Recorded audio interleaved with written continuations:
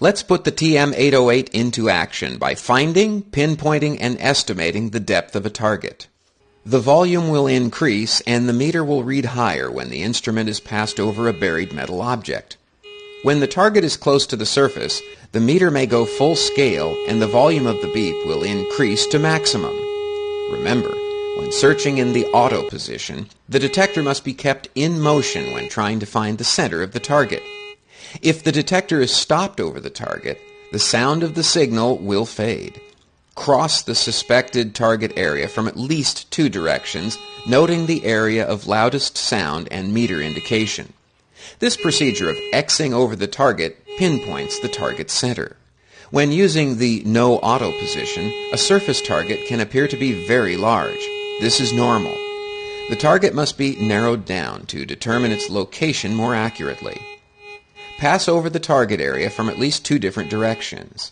When the meter goes full scale, momentarily press and release the push button control. Continue to cross the target, pressing and releasing the push button control several times. There will be a point where the meter reading and the speaker beep will peak out and start to drop back down.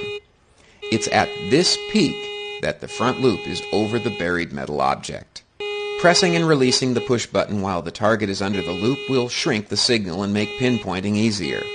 When using no auto, the push button is needed to pinpoint the target, whereas in the auto position, the automatic threshold function pinpoints automatically.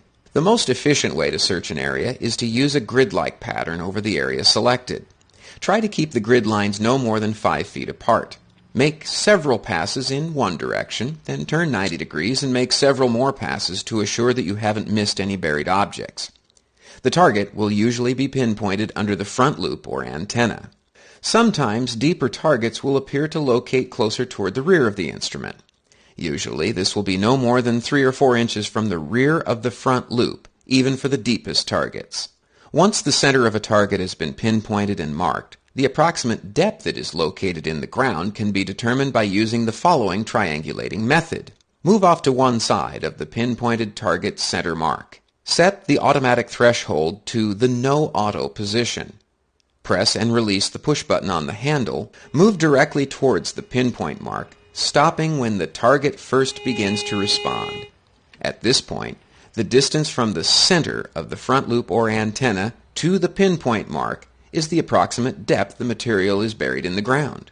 An alternate pinpointing method is to back into the area from all sides, boxing in the target response.